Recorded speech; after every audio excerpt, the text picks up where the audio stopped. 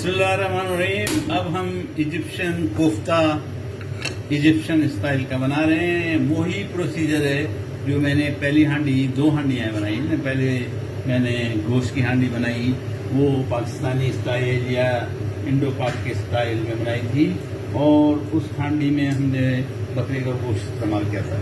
अब मैं इजिप्शियन हांडी बना रहा हूँ। इजिप्शियन हांडी जिस तरह हमारे शामी का वो कोफ्ते होते हैं उस तरह वो लोग करते हैं। मैंने उसके लिए ये चिकन के ब्रेस्ट जो है उनको पतला पतला काट के इस पर मसाला लगाया। इस मसाले की डिटेल जो मैंने मसाला लगाया इसकी डिटेल मैं आपको अपने मेरे पोस्ट में लिख दूंगा, आप देख लीजिएगा। इस वक्त वही प्रोसीजर दोबारा, तो एक प्याज मैंने लाल की और उसको डालने के बाद अपनी हांडी में डालने के बाद टमाटर एक काट के डाला, और अब उसमें हम मसाले डालेंगे। मसाले मैंने इस हांडी के लिए, पहली वाली हांडी के लिए तो सिर्फ करी मसाला इस्तेमाल किया था। ये मेरा कबाब मसाला है, चपली कबाब मसाला और सीख कबाब मसाला, और ये गरम मसाला, कोई भी कबाब मसाला आप इस्तेमाल करें, और 1 चम्मच घर का आपका करी मसाला। ये तीन मसाले डालें, और इसके लिए ज़रूरी ये है, मैं पानी ले लूँ थोड़ा सा पानी, क्योंकि मेरा जो मैं मसाला भून रहा हूँ वो लगे नहीं। थोड़ा सा मैं पानी डाल दूँगा ताकि मसाले में लगे नहीं। वो टमाटर और प्याज का मटीरियल जो है हमारा, और क्वार्टर डिब्बा जो है वो टमाटो पेस्ट का जो है वो गाढ़ा हो गया है मटीरियल। ये इसलिए इन चीज़ों को अब ये लगना नहीं चाहिए, वरना इसके अंदर जलने की बात है। तो जो टमाटो पेस्ट मैंने क्वार्टर इस्तेमाल किया, मैं उसका चाह रहा था कि ग्राम देखूं कि कितने वेट का या ग्राम का है। बहरहाल ये छोटा दूध का डिब्बा होता है, इसके बराबर का ये डिब्बा है। इसमें गंदूना का मैंने इस्तेमाल किया है, और इतना इस्तेमाल किया है, यानी इसके 3 टुकड़े करें, और 3 टुकड़े करने के बाद 1 टुकड़ा इसमें इस्तेमाल किया है।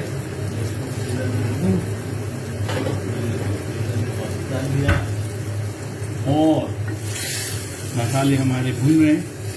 जिस तरह मसाले हमारे भून जाएंगे, फौरी तौर पे हम इसके अंदर बाकी अपना मटेरियल इसमें डालेंगे।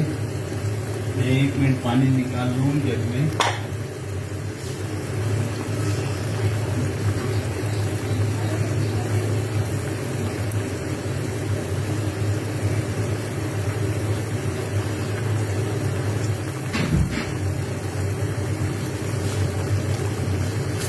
मसाले हमारे भून चुके।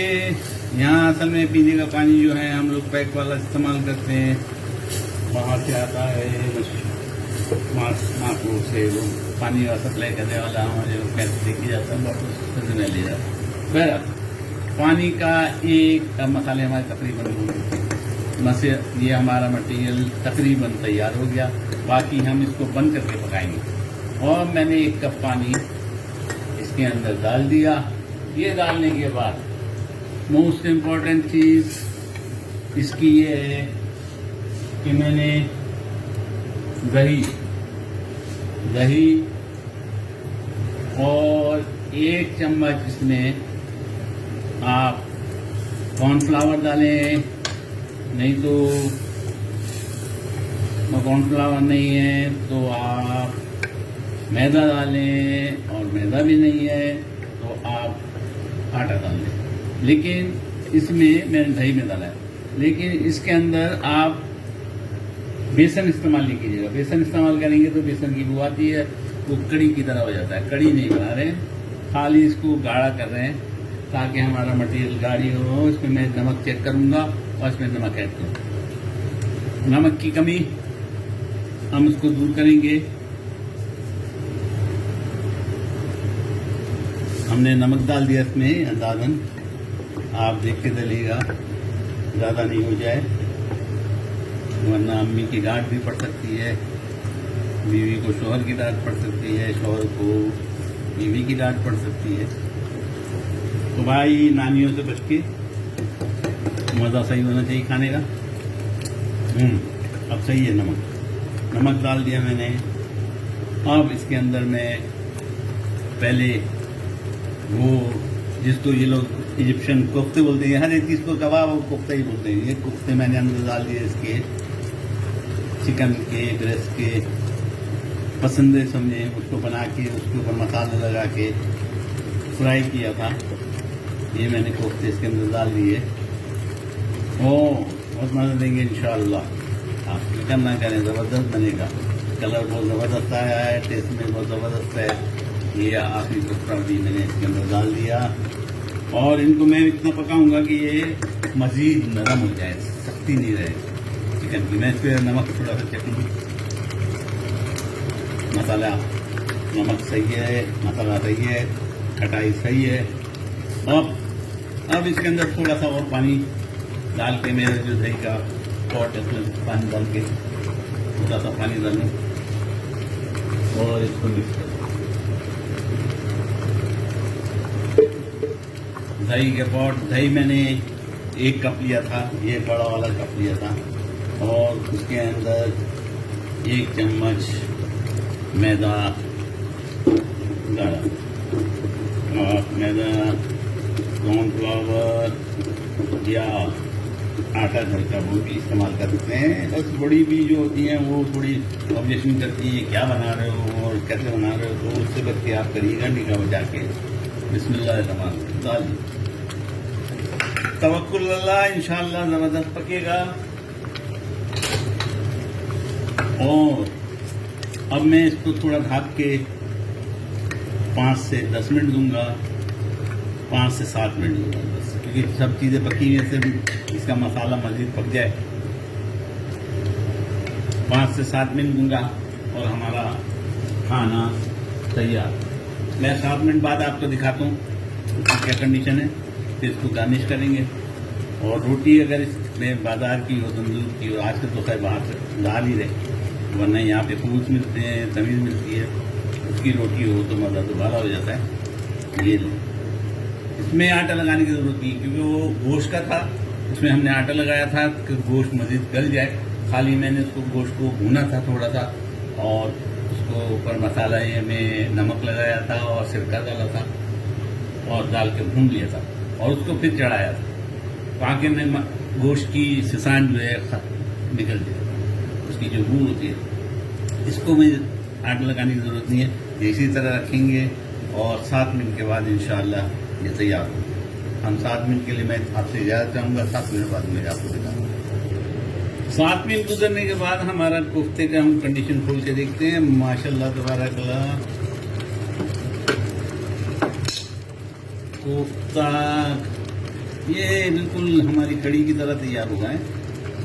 कोफ्ता कड़ी भी आप इसको बोल सकते हैं, लेकिन ये इजिप्शियन लोग इसको कोफ्ता बोलते हैं। तो ये कोफ्ते हमारे तैयार हो गए, इजिप्शियन कोफ्ते। और इसको हम चख के देखेंगे मटेरियल को हमारे लिहाज से एशियन स्टाइल में। वाह, जबरदस्त। इसमें एक चीज़ का ख्याल रखना है, क्यों मुझे लग रहा है कि ये नीचे लग रही है, क्योंकि इसको खोल के वैसे भी पका सकते हैं हम, इसलिए इसको हिलाते हैं। ये हमारी इजिप्शियन स्टाइल कोफ्ता तैयार हो गया। अब इसकी सर्विंग हम करते हैं, देखते हैं इसको सर्व करके किस तरह करें आएंगे और इसकी खूबसूरती क्या है नजर आ जाएगी। हम इसको सर्व करते हैं, निकालते हैं। हमने इसकी हांडी बहुत गर्म है, मैंने चिमटे से पकड़ी है, उसी चिमटे से जैसे पहले पकड़ा था ऐसी पकड़ी है, पक रही है। ये इसको मैं एक कोफ्ते को निकालता हूँ, जिसको इजिप्शियन ये लोग कोफ्ता कहते हैं, बल्कि 2 निकालता हूँ और इस पर थोड़ी सी करी डालते हैं, इसके ऊपर इसकी करी डालते हैं। मैं दूसरे चम्मच से इसकी करी डालते हैं। गरम है, डर भी लगता है, बर्तन स्लिप ना हो हाथ से। ये करी दादी इसकी माशाल्लाह तबारकल्लाह बहुत ज़बरदस्त आई है, पकी है। डालने के बाद इसको हम गार्निश करेंगे। हम इसमें भी थोड़ा सा नींबू वगैरह रखते हैं, एक कोसा मेरा ख्याल है और निकाल कर रखो, तो ये देखने में ज़्यादा खूबसूरत होगा। ये आड़ा ये अब हम इसके ऊपर गार्निश के लिए थोड़ा सा हरा धनिया, 2-1 पत्ते पुदीने के, ये गार्निश के लिए 1 नींबू का टुकड़ा और 2-4 पत्ते हरे धनिया के।